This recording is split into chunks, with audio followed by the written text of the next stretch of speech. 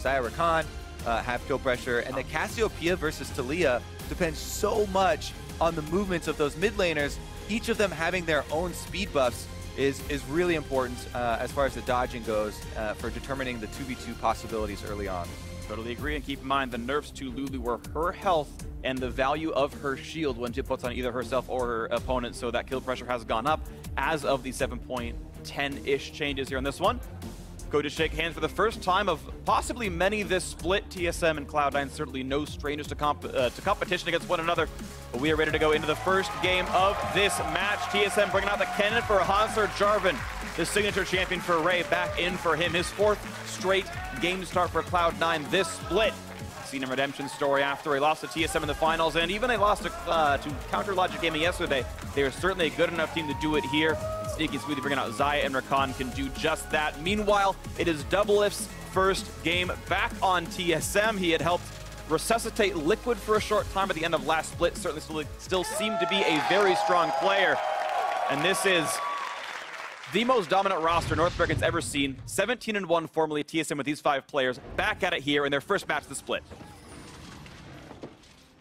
All right, and look at that. We actually don't even see... oh, we have an extra...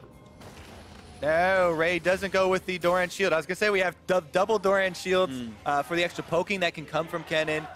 You know, we do see it sometimes in the top lane to deal with those bullying top laners, but says never mind, selling it or unbuying it and going for the corruption potion. And there's 2 reasons you can kind of think about that. One is, well, as we watch the invade, got to make sure that's going to be fine. Corrupting Potion is more damage, so if Contracts is planning on ganking early off of the fact that Hanser will likely push him, he's got mana to go for the combos and some damage. But also, the laning phase of Jarvan actually requires you to use some mana. Using your shield for some damage mitigation. Flash very early for the Q. So Cloud9 reduced so much of the early game playmaking with that. Now he doesn't have flash to get out of this. Ghost pop, level 4 for the move into this one. Contracts on a 300 HP. The flash follow for Bjergsen, first blood.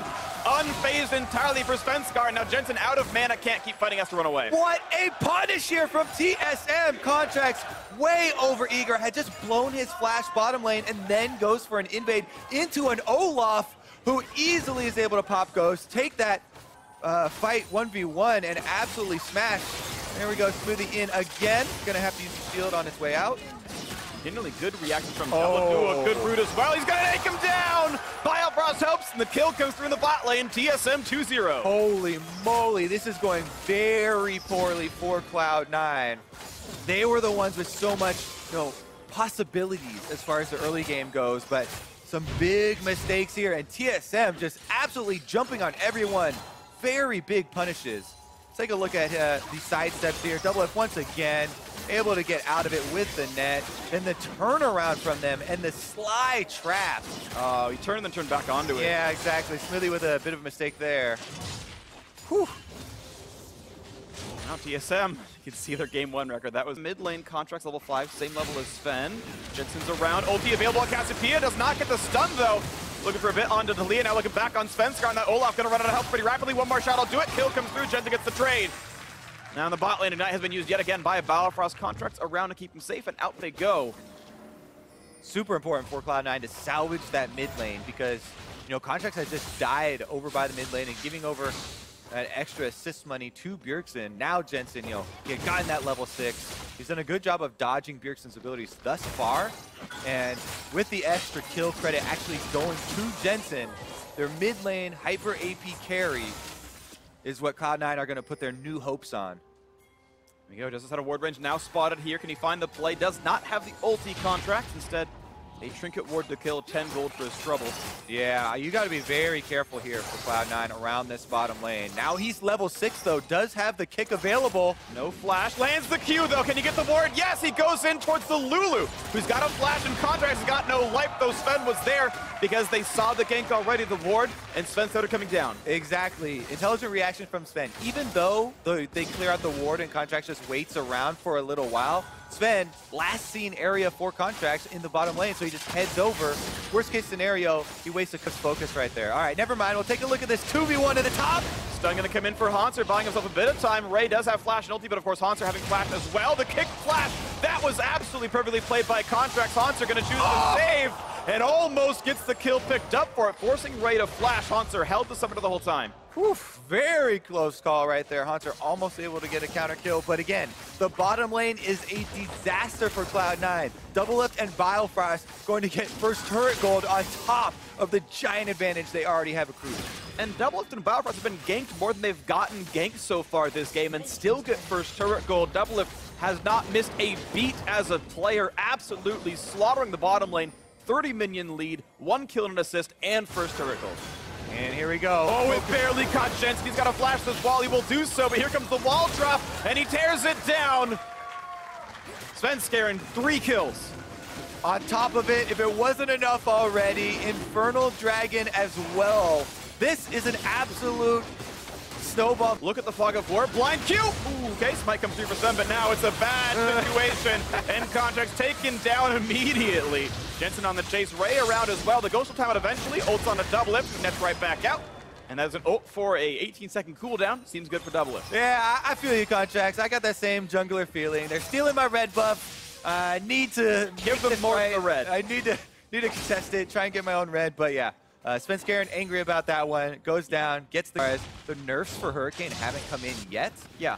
And already we've seen people going static shift, but maybe Doublelift sticks with the old Hurricane as it helps you stack those headshots quicker still. The double dagger means it's Hurricane or Phantom Reactor for sure. It's a shiv.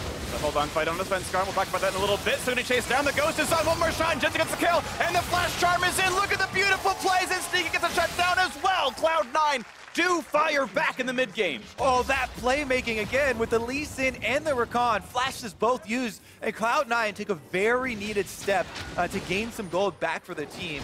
Even though Doublelift still was pushing on top side, and TSM still get an objective during the trade. That's the difficulty. We want Jensen to make this play again. Of course, the trade for 2 kills is pretty close in total gold. And again, Cloud9 want any sort of trades, right? They want any sort of gold back into this, as TSM were already working on that turret, and we're already going to get some gold. So this is definitely a worthwhile play for Cloud9, and taking their opportunities to get that playmaking done. The problem now is that on that bottom side, walking up now. That early mountain break gets him about 20% faster, and Ray goes in to stop him, and it's going to make it stop. Well played. The Baron is picked up in a rush by Cloud9. Ray losing his life for the cause, but that is worth it in so many ways. What a sacrifice. Ray gives up his life for the team to be able to get a comeback play, and TSM misappropriate their lanes. It was supposed to be Haunter with his teleport in bottom side, Doublelift, the 80 carry shows, and immediately Cloud9 punished. Really good shot calling right there. They knew they were in a hole, and they had to make some big play to get back here. TSM, give them the opening. Yeah, absolutely wonderful stuff right there. Every misplay, there must be a good play to capitalize on it. That's what happened here. But TSM 5v4 for 12 seconds. Ray's still dead, despite a Baron buff, should be able to push.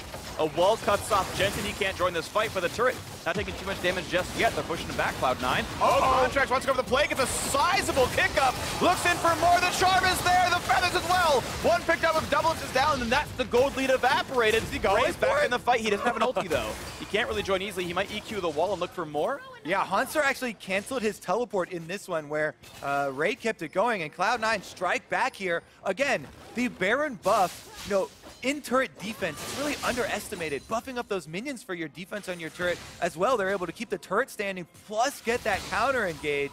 Contracts just going bowling here, hits all 3 of them. Talia's behind Ray. Bjergsen is going for him. Flanked. It's a 2v1 on the bot side, and Ray's going to flash into the base and try to run for dear life. Gets stunned up, though. Frozen Mallet, he can't go anywhere. He can't get away from this one. Haunter is going to win the 1v1. Oh, the top of the wall. Haunter, though, still on the chase. He's going to take down his prey. It's almost a guarantee. But in the meantime, Cloud9 fighting for more. They know Talia's far, and they know that Kennen was as well. Smoothie rooted up inside the Baron pit, takes almost his entire health bar down, and TSM make the best of that situation. Yeah, huge advantage for TSM now. Not only is Ray dead, but Smoothie, the playmaker, is very low on HP, so TSM have all the cards to force this Baron. They're going to try for it right now. Missing 1. Cloud9 have 4. They're going to stay around his low health bar. Pops Redemption to stay a little bit healthier.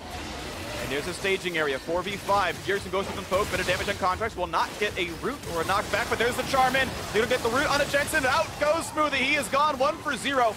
And Bjergsen, I should say, stayed alive long enough.